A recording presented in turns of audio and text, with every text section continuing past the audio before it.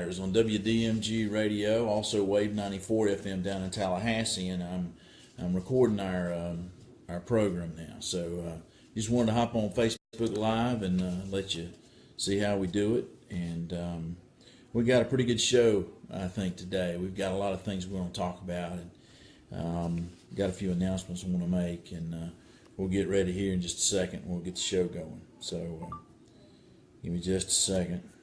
We'll get things rolling here. Okay, this is Russ Story with Money Matters. I'm your host from Money Matters on your radio. I'm a financial advisor. I've been doing this for about 25 years. We do a lot of meetings. We have a lot of meetings with our clients. We sit down and we try to help folks solve tough financial problems. And I've been doing this a while. The things I talk about on the radio show, we've gotten these ideas. We've gleaned some things over the years to try and help you and your family to do better financially. Money matters because money matters. Again, I'm president of Story Wealth Management Group in Douglas, Georgia. We've got clients scattered all over the place. We've got folks in, I believe now we're in about 14 states. So anyway, we've been doing this a while. So I want to talk to you a little bit about a giveaway. We're trying to build our brand a little bit. Okay, so one of the things we're doing a giveaway. And if you'll go on Facebook and go to Story Wealth Management, just go in there and search for that, you'll find our website. If you'll like and share that Facebook page to your friends, then we're going to put your name in the hat for a drawing. And we're going to try and give away a $25 gift certificate to Norris Shoes, $20 gift certificate to Johnny's Pizza, $25 gift certificate to Scott Kirkland Jewelers down there in downtown Douglas, Georgia, $25 gift certificate to J&D Designs and Cafe, $25 gift certificate to Skintastics. And what we're going to do, we're going to pull 4 lucky names, and we're going to give you all one of these. Okay, so everybody will get one of the gift certificates from each of the different businesses. So I want to thank the businesses: Norris Shoes, Johnny's Pizza, Scott Kirkland Jewelers, J&D Designs and Cafe, Skintastic Day Spa, and we'll also throw in a Downtown Douglas t-shirt. So that'll give you something to wear to church. So anyway, we appreciate your support, and if you'll go in there and just go to search and go to Story Wealth Management, like and share that page, and that'll be great, and it'll help us get the word out. So we appreciate you and your support. On today's program, we're going to talk a little bit about Social Security benefits, and a lot of folks, if you have somebody who's disabled, you may be trying to figure out how they can get Social Security and get Social Security to pay for maybe it's long-term care. Maybe your mom's in a situation, your dad, and you're trying to figure a way, or maybe you got a sister or brother, but you're trying to figure out a way to keep the assets that they've worked hard to accumulate. At the same time, you're trying to help get all the help that you can from the government and the SSI program and different programs out there. I'm going to talk a little bit about that, and also we're going to talk about a subject that I want to talk about, and that's something I call guns and butter. Guns and butter. You may have heard, and you may know what I'm talking about. Sometimes that's a slang term, and it comes from the hood. And a lot of times, when these guys are talking on the street, they talk about guns and butter, and they talk about how guns are hard assets, things that hopefully are of value, that retain their value and hopefully go up in value. And butter are those things that kind of go away. You eat them and they're gone. So it's a kind of a way to break down, I think, kind of make a point here. And what are you doing with your money? What are you doing in your financial life? Are you spending it all on guns, or are you spending it on butter? And I'm going to talk about that a little bit. So we're going to talk about, Medicare or Medicaid spend down planning a little bit, and what the government's done to kind of fill the gaps and keep us from being able to do a whole lot. I'm going to talk about that, but I'm going to talk about guns and butter here just a second. You know, when we started this year, I had a fearless forecast, and that forecast was for 23,000 on the Dow. Now, if you'll keep in mind, the Dow Jones Industrial Average on the third day of January of 2017 was setting at 19,881. And so when I came out and said, look, the market's going to hit 23,000, a lot of people were skeptical and they laughed at me, and that's fine. But the reality is it's gone from 19,881 on January the 3rd to where it is today. And it, as of this time of this recording, it's hit 23,000. So when it hit 22, I got a little bit nervous and I felt like that there's a good chance, so I backed off of it a little bit. But it has in fact hit the 23,000 that I thought that it would hit this year. Why is that? Well, there's a lot of reasons. One of the reasons is we're in a time of very, very low interest rates relative to where we are and maybe where we should be. Interest rates are probably still artificially low. The second issue is that we have an expanding economy, and we also have on the horizon what folks are hoping. And I think the market's pricing in some tax reform that Trump has talked about implementing, but we ain't got it yet. So we're going to keep our fingers crossed, and we're going to hope for the best on that. But that's a 15.5%, roughly 15.5% increase this year, and it's it's October the 19th as of the time of this broadcast, my taping. So anyway. We're going to make hay while the sun shines. And one of the things we try to do is encourage our clients to maintain a reasonable outlook, but we plan for the best and we hope for the best, but we also plan for the worst. And I'd encourage you to do that. Right now, while the market's at an all-time high, take a minute, step back, take a breath. Remember, markets don't typically go straight up and trees don't grow to the sky. Talk to your financial advisor about a risk management strategy. We at Story Wealth believe in buy and hold. We believe in long-term investing. We believe that buying high-quality investments are going to serve you best over time. But at the same time, I'd encourage you to have a risk management strategy in place. And if you talk to your financial advisor, you're getting close to retirement, and you don't have a true risk management strategy, we're just going to hang on through the bumps and up and down. We can't see the future. And I can sell you on that. But here at Story Wealth, we believe in buy, hold, and sell, and then buy again. And I can explain that to you if you give me a little time. So you can contact us at 912-384-0030. You can send us a message on Facebook, Story Wealth Management here on Facebook. You can go in and send me an email, rstory@storywealth.com. I'll be glad to hear from you. It'd be great. I get emails. I try to answer every one that I get. And if you have a question or an idea, maybe there's something maybe I should cover on this program, I'll be more than happy to do that. So anyway, let me dig in a little bit. I'm going to talk about guns and butter. I believe in our country, we're in the middle of a real economic challenge. Guns versus butter is kind of again, I got a political science background, and I believe there's a classic debate that tells a lot about our priorities in this country and the type of society that we expect to live in. How much money that we as a society are willing to spend on military versus how much money we expend on non-military domestic needs. To explain the obvious, buying a gun or a missile defense system or, means you don't have those dollars for butter, which is maybe a national health care plan or college education or incentives to help folks to pull themselves up by the bootstraps and make a better life for themselves in the future. At some basic level, we know that those trade-offs exist. But I think a lot of times the numbers bring home the equation, and to me, they're stunning right now.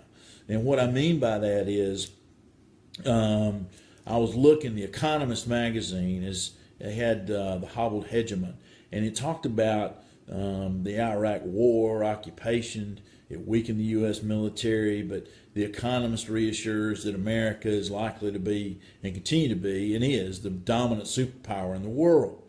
But what struck me most was the lengthy piece and three particular pie charts. And I want to share that with you and see if, maybe you're concerned about it. Maybe you think, what's the big deal, Russ? But I think we need to consider this as we go forward. The first chart basically detailed what major countries spent on defense back 10 years ago as a percentage of worldwide defense. The United States, total worldwide defense spending in 2006 was $1.2 trillion, which on its own to me is a staggering figure. The United States spent 45.7% of the world's expenditure. So about half the money spent on defense is spent by the United States. China spent 4.3%, Japan 3.8%, India 2.1%, and the whole rest of the world added up to about 28%. So, the second chart measured world gross domestic product as a percentage of the total. That was $48.2 trillion in 2006. The United States spent 27.5%, China 5.5%, and Japan 9.1%. So India 1.8%, and the rest of the world 38%. But the third chart lays out world population, and the total is 6.5 billion people in the world basically in 2006. So when you compare the amount of money spent on defense to the world population, the United States has 4.6% of the world population. So you got 4.6% of the world population spending half the money that's spent on defense in the world. China 20.2%, Japan 2%, India 17%. The rest of the world, you add them all up, it's about 50%. So what are the lessons in these numbers? And this is kind of what my point is. I think it's a trouble in our foreign policy. 47 million Americans lack health care. And while we don't have the money to do basic infrastructure upkeep on roads, bridges, and water, it's our energy system. To me, these numbers do tell a lot. And although our country shells out about half the money spent worldwide on fighting wars, we account for only a little bit more than 25% of the world's gross domestic product. So our share of military spending as a percentage of the whole world is about twice our share of GDP as a whole. So, that's a bunch of military spending, China's GDP, on the other hand, is larger as a percent of the whole than its share of military spending. You take Japan, now they don't have to have a military because after World War II, the United States agreed basically to provide for their defense, but it has a tiny population. But its GDP as a share of the piece of the world pie is almost 3 times the amount it spends on military as a share of world outlay. So anyway, you get the picture. To me, it's pretty crystal clear. It's important, I know, that the United States continue to maintain its status as the world's super cop, and we step up to the plate, and we do so more than the rest of the world. And I think that there's a lot of folks in the White House that I think we need to try and add some balance to our spending and try to rein in some of the neocons that want us to spend ourselves into oblivion. Remember, we are operating under with a national debt that's pretty huge, and we have children and grandchildren, and we all want them to have an opportunity going forward. So, this is just my 2 cents. I've had this article for a while, and while I'm all for a strong defense, at some point in time, folks have to start toting their fair share around the world, and we have to start looking after our own. And that's, who said that? I said that. So anyway, remember, go to Story Wealth Management on Facebook, and if you would, like and share our page, if you will. If you If you like our page and share it and put a comment down there that you've done so, we're going to put your name in the hat for a drawing. We're going to give away a t-shirt, a $25 gift certificate to Skintastic Day Spa, a $25 gift certificate to J&D Designs and Cafe, a gift certificate to Scott Kirkland Jewelers, Johnny's Pizza, and Norris Shoe Store. So take just a minute, and who knows, you might win big. Somebody's going to. In fact, we're going to give that away 4 times. So 4 people are, and we'll announce the winners here in about 2 weeks. So this is Russ' story. I'll be right back.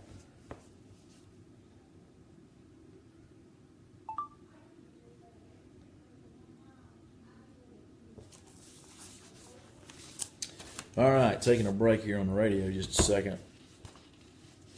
I'm going to talk a little bit about Social Security now, and folks that are in a bad way maybe, and they're in a nursing home, and we're going to talk a little bit about qualifying somebody for Medicaid and Medicaid spend down. I'm going to talk a little bit about that. All right, this is Russ Story back at you with Money Matters. It's good to be here on the radio. Hope everybody's had a real good week. Hope your friends, your family, everybody's doing well. And again, I appreciate so much you taking time to join us here on the radio today. I want to talk a little bit about Social Security, and we're going to talk a little bit about we used to call it Medicaid spend down. You know, used to folks would come in and they'd say, "Hey Russ, you know, we got a situation here. Mom's not doing well, and we've tried everything in the world, but we need to put her in an assisted living facility, or we need for Mom to go into a nursing home for a while, and we just don't know what in the world." We know the expenses are very, very expensive. We don't have a nursing home. We don't have long-term care insurance. We haven't really made provisions. So what are our options? Well, used to years ago, we could sit down and we could actually gift and get assets out of somebody's name and help them to qualify more rapidly to qualify for SSI benefits. Okay. Now, a lot of times folks get confused. There's Social Security, and there's those benefits paid by Medicare, and then there's Medicaid that comes in. So if you have assets, okay, then and you're on Medicare, then it's not a needs-based program. Medicare, basically, if you paid into Social Security, if you pay your Medicare Part A and B, and you got maybe Part D as well, then you're entitled to the benefits. But what happens is Medicare runs out many times. Medicare is going to pay for about the first 20 days of a nursing home stay in a skilled nursing facility under certain qualifications, and then guess what you're faced with? Then you're going to have to pay out of the assets that you have, or you're going to have a long-term care policy to help pick up that difference. Now, that can be quite expensive. It can be $2,000, $3,000, $4,000.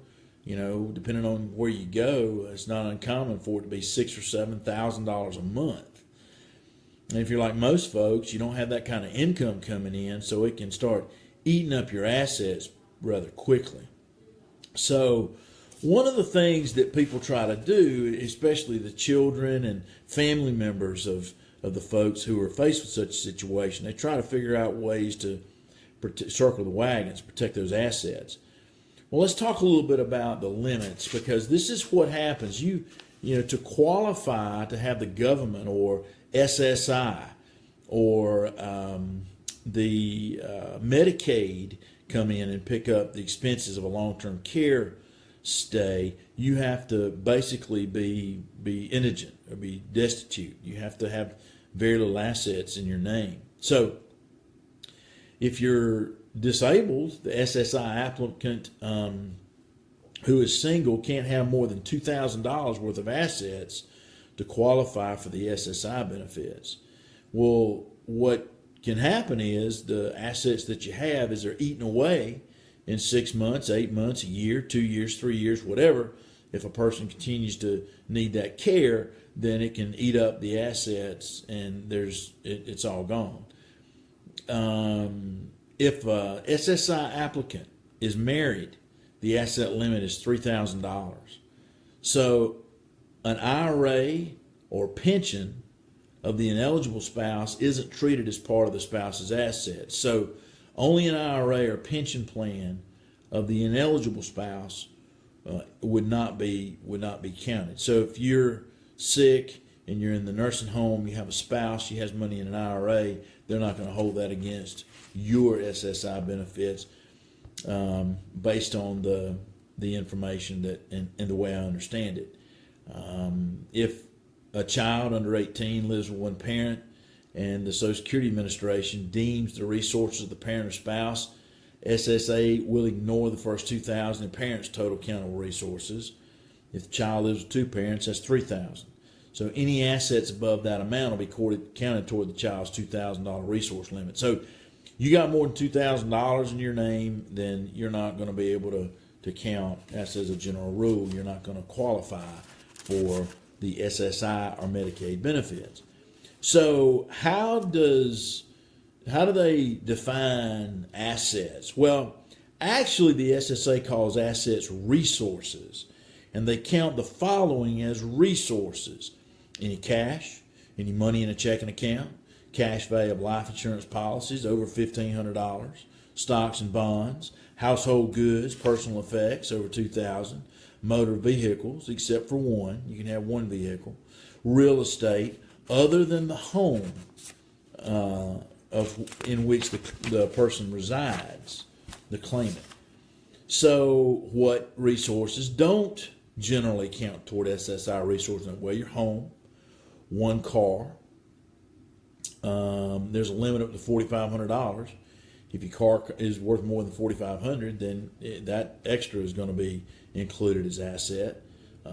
What they call a past savings account, and that's a little different. It's not a past book. That's a plan for achieving self-support.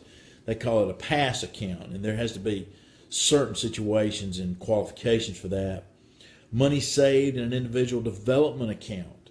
So that would be for somebody who's disabled, who there's an incentive account there to help those folks get back on their feet. ABLE accounts, okay, now that does not count. And an ABLE account is another account to try to help folks to get on their feet. Burial expenses, burial funds, they'll let you have $1,500 in value, plus burial plots for your immediate family are not counted. Support payments, some support payments can be held up to 9 months before they count towards your resource limit. But otherwise they count as cash or money in the bank. So they include state and local relocation assistance payments, crime victim assistance, earned income credit payments, child tax credit payments. So these are resources that wouldn't count. If you're trying to qualify for Medicaid, claimants who exceed $2,000, $3,000 if married are ineligible for benefits. In fact, claimants who are over the resource limit will not even have their disability claim fully evaluated to see if they are medically eligible for disability benefits. They will get a technical denial of benefits if that's in the papers that you submit. You know, used to we could sit back and we could move assets out of somebody's name to help them qualify for the government benefits. Now it's they've come along and they've tightened that up. Now that's something that's very, very hard to do. Now, is there planning? Is there anything in the world that you can do? Absolutely. And one of the things I'd encourage you is to talk to a financial advisor about things and options that you may have to try to help, protect grandmother's, mom's assets or whatever, so that, after all, your folks probably have worked very hard for these assets, and it's a shame to let the nursing home, the hospital, the doctor bills eat them up.